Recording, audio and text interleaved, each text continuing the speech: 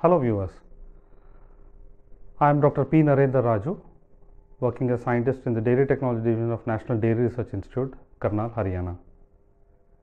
Welcome to EPG Pathshala, the Masters in Food Science and Technology modules. Under the paper Advances in Food Science and Technology, today we will be learning about the developments in artificially sweetened food products. Now we know that the world is suffering with several non-communicable diseases, and mostly the population are affected with non-communicable diseases like diabetes, cardiovascular diseases, and several others which are mostly related to the diet. And in this current module, we will be learning about the artificial sweeteners that are commonly used for developing these artificially sweetened dairy products, which are dairy and food products, which are also called as low calorie food products, and the mechanism of these sweeteners that are used, the permitted high intensity sweeteners or the artificial sweeteners, and then we will see what are those food products and dairy products which have been developed using these artificially sweetened sweeteners and the bulking agents, so that the low calorie products can be developed. So let us see what are those food products which have been developed in this current module.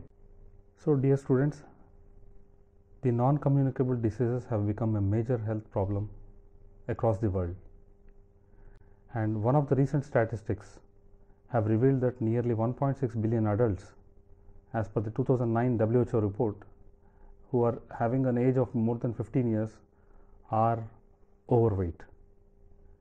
And the obese people, there are nearly more than 400 million people, and as per the same report, nearly 220 million people are affected with diabetes. The recent statistics which have been published in 2014 have indicated much higher rates of these non-communicable diseases among the world population. So these are all kind of non-communicable diseases which have a serious health consequence in terms of the overweight, obesity, diabetes, coronary heart diseases, hypertension, etc. And it has been found that there is a lot of relation between the diet and these diseases that I have just mentioned. When we talk about the compounds that are involved in developing artificial sweetened food products, the one thing that comes to mind is use of artificial sweeteners or compounds which have very high sweetness compared to the sucrose, which is considered to be the common or the common sugar, but at the same time do not provide any kind of calories. So basically the mechanism of sweetness involves, for any compound to act as a sweetener, it should have a proton donor and an acceptor system which has to meet with some steric requirements and which can interact with complementary receptor system by involvement of two hydrogen bridges. So it has been shown with numerous compounds that as the hydrophobicity and the space filling properties of hydrophobic groups increase, the sweetening strength increases, which passes through a maximum and finally reaches a limit beyond which the sweet taste is either quenched or changes into a bitter taste. So there always exists a synergy between the intensification of taste as well as the tasting compound. Now under this context, we can see that the compounds which have been commonly used are several sweeteners. When compared to the sucrose, they have been classified in terms of their sweetness potency, and if sucrose is considered as 1, there are several compounds which acts as sweeteners, may be nutritive or non-nutritive, and their relative sweetness have been depicted here. You can see that fructose has a sweetness of 1.2 to 1.7, indicating very high sweetness compared to the same amount of sucrose, and similar is the case with other natural sugars. But here in this list you can see that some of the polyols like lactitol, sorbitol and mannitol, which have very less sweetness potency compared to cane sugar. The sorbitol has only 0.6 relative sweetness, indicating that 1 gram of sucrose, if it is giving 1 sweetness power, then Sorbitol only gives 0.6 times the sweetness. Similarly is the case with xylitol and maltitol. Now here we can see that among the other sweeteners, or as per the list, you can see that there are some compounds like aspartame, acesulfame potassium salt, saccharin, sucralose, stevioside and neotame. These all have sweetness potency much higher compared to the cane sugar. You can see the list that aspartame has nearly 180 times sweetness potency compared to cane sugar. And so aspartame, acesulfame K, saccharin, sucralose, stevioside and neotame, these are all considered to be high intensity sweeteners because their sweetness potency is nearly 200 or more times compared to the cane sugar. One among the high intensity sweeteners which is very commonly used in several food products is aspartame. Aspartame is made up of two naturally occurring amino acids, dipeptide of phenylalanine and aspartic acid. It is not a carbohydrate and can be classified under non-nutritive sweetener, and it can be safely consumed by all populations, but it is a poor dietary choice for people who are suffering with genetic disorders like phenylketonuria. But if you can see, this sweetener aspartame, acesulfame K, sucralose and saccharin, they have been permitted by the Food Safety and Standards Authority of India for inclusion in several food products for developing this low calorie or artificially sweetened food products. Now the acceptable dietary intake of aspartame is 50 mg per kg body weight per day. The next important one is acesulfame K. This is acesulfame potassium salt. Now it belongs to oxathiazonone dioxides family, and several times we find that this acesulfame K is always available in the form of its potassium salt for the applications in such kind of food products. Now the ADI or the acceptable daily intake of acesulfame K is 15 mg per kg body weight, and it is also called as rich man's saccharin, and it is a common type of a name that is given to this compound. Its limitation is its bitter aftertaste which forces it to be used in blend with other sweeteners. So it has a lingering effect on the consumer's palate after it has been incorporated, and that is the reason why acesulfame K is always used in either binary or tertiary kind of blends along with other high intensity sweeteners. Saccharin mostly is used in the form of a water soluble sodium salt, but it is also available in other forms, and the relative sweetness of this compound is nearly 500 times as compared to the sucrose, and the acceptable daily intake value is 15 mg per kg body weight. Now one of the important advantage of this particular high intensity sweetener is it is heat stable. When exposed to low pH, it gets hydrolyzed. So in spite of this, it is not metabolized by human system, and hence it is considered to be a non-nutritive sweetener similar to aspartame and acesulfame K. Sucralose is a recently developed artificial sweetener or high intensity sweetener. It is exceptionally high heat stable and making it ideal for use in baking, canning, pasteurization and then aseptic processed foods. The only reason being it is highly stable at high temperatures. Now it is not only heat stable, but it also lacks an aftertaste. That means the consumers will not have a lingering effect on their palate, and it is not recognized by the body and hence not metabolized so easily excreted from the human system. The acceptable daily intake is 5 mg per kg body weight, and we know that the sweetness potency of this compound is nearly 750 times compared to cane sugar or sucrose. Cyclamate is another high intensity sweetener which is commonly marketed in the form of its sodium or calcium salt, and it is a salt of cyclohexane sulfamic acid. It does not have any bitter aftertaste, and its acceptable daily intake value is around 11 milligrams maximum per kg body weight. Neotame is also again another high intensity sweetener which is composed of aspartic acid and phenylalanine dipeptide, and the ADI is nearly 18 milligram per kg per person per day. It is a low calorie nutritive compound, and it only gives less than 4 calories per gram. It is also heat stable, and owing to high heat stability, this also been tried in baked goods and several dairy products where temperatures of nearly pasteurization and above have been attributed. Stevia is a botanical source or a biological system considered to be a natural sweetener, and recently the Food Safety and Standards Authority of India has been permitted for its usage in these artificial sweetened or low calorie food products. It is also heat stable and pH stable and do not ferment, and that's the reason it has been commonly used in many of these novel food products, and the acceptable daily intake is nearly 4 mg per kg body weight. And in India it has been permitted for use in several dairy based drinks, fruit nectars, jams, jellies, chewing gums, etc. And this stevioside or the stevia is commonly extracted from Stevia rebaudiana, which is a botanical plant, as I mentioned, and it has been considered to be the main source. Now let us look at the several artificially sweetened food products that have been developed using these high intensity sweeteners or several compounds like the bulking agents.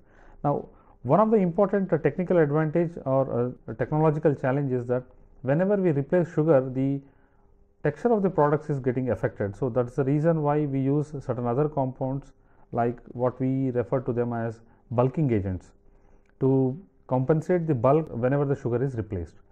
Now let us see the first category, that is carbonated and non-carbonated beverages.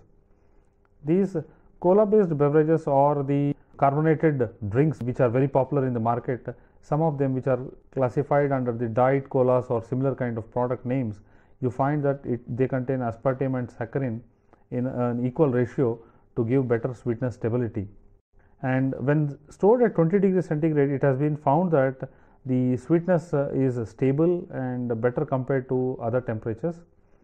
And whenever this addition of a small amount of aspartame was there in the formulation, the saccharin sweetened soft drinks were better accepted. So that indicates that saccharin is always used in the formulation in a form of a binary blend along with aspartame or similar kind of high intensity sweetness. So a variety of sweeteners were used for developing these kind of non-carbonated and carbonated beverages, and several of them are already available in the commercial market. Now the next important product is chewing gum, commonly used by several of our youngsters, and these chewing gums normally are developed using a combination of several sweeteners, for example aspartame and saccharin. And as one example, you can see that it is used in the ratio of 2:1, which has been found to give good stability. And the approval of acesulfame-K has resulted in the introduction of this sweetener alone and with a combination of acesulfame-K and aspartame. So the FSSAI also permitted all the 4 sweeteners to be used with chewing gums. Now when we talk about processed foods, many a times it has been found that the sweeteners have to be used in blends in order to avoid the lingering effect on the consumer's palate, and so a combination of these high intensity sweetener profiles such as aspartame cyclamate or a combination of aspartame cyclamate saccharin or acesulfame-K saccharin. So these kind of blends have been used in different food products, consequence of minimizing or preventing the lingering effect on the palate. Now, among the traditional Indian dairy products, we can find that the sweeteners have been used to develop low calorie dairy products, and you can name any of these dairy products like the khova based sweets like barfi or peda, and the fermented dairy products which are sweetened and popular in some of these eastern regions like the misti doi and others have been tried and developed using these high intensity sweeteners. Now barfi, which is a very popular dairy product across the country, nearly contains 30% of sugar, and people are skeptic about consuming this who are especially calorie conscious. So attempts have been made to develop a barfi into a low calorie barfi by using this aspartame, neotame or the mentioned high intensity sweeteners, and it has been found that sucralose was an appropriate high potency sweetener and which has been proven to be giving a best quality product. And such product, when vacuum packaged, was found to have a good shelf life at 30 degrees centigrade, nearly about 12 days, and 40 days at refrigerated temperatures. So the product didn't have any kind of textural defects because it contains good amount of artificial sweetness. Another important heat desiccated dairy product which is very popular across the country, not heat desiccated, in fact it is a heat and acid coagulated product, that is Rasgulla. This contains nearly 32 to 55% of sugar. The people who are really suffering from diabetes are not able to release this kind of product too, and attempts have been made to develop a sugar free Rasgulla using the several artificial sweeteners that we have mentioned. And in one of the successful report, it has been found that 40% of sorbitol containing nearly 0.1% of aspartame was found to be optimum for cooking Rasgulla balls with acceptable quality, and it has been found that the shelf life of such product is nearly 20 days at refrigeration temperature, and it was acceptable when the consumer study was carried out. Kulfi is an alternative product to Western ice cream, and we know that it contains nearly 13 to 20% of sugar in it. Attempts have also been made to develop low calorie or artificially sweetened kulfi using a combination of bulking agents like maltodextrin or sorbitol along with high intensity sweeteners like aspartame, S-sulfMK or sucralose, and it has been found that the maltodextrin and sorbitol were good bulking agents to fill the bulk as well as provide the proper texture to the product, and such kind of kulfi had the aspartame as a acceptable artificial sweetener. Gulab Jamun is again another important Indian dairy product where the researchers optimize the critical variable such as in preparation of Gulab Jamun, and it has been found that the sorbitol syrup was used for frying the Gulab Jamun balls with added aspartame, and the shelf life of the product and the acceptability was also found to be good by the consumers. Mishti Doi is an East Indian product which is very similar to dahi, which is sold in the rest of the country, but it contains cane sugar and it has attractive caramel brown color and flavor. So it contains sugar in the range of 6 to 25% as revealed by the market surveys. So attempts have been made to replace sugar in such kind of product using a combination of sweeteners, and it has been found that aspartame and S-sulfMK, a binary blend along with maltodextrin, was suitable for making a dietetic or low calorie Mishti Doi. Similarly, attempts were made to develop even the Shrikhand, which is again a Western Indian product which is popular in Gujarat and Maharashtra, and we found that the 40% of the sugar which it contains has been replaced by the artificial sweeteners and some of the oligosaccharides like raftilose, that is the inulin or similar kind of oligosaccharides, to compensate with the bulk and provide the desirable sweetness to the product. There are several dairy based beverages like low calorie lassi and some of these related products like whey based beverages, etc. So these have been reported to contain in the natural form nearly 8 to 10% of sugar, and products have been developed to replace this sugar with all the sweetness that has been mentioned. And again I should say here that aspartame and S-sulfMK binary blend was found to be the optimum one, and attempts were also made to popularize this product too.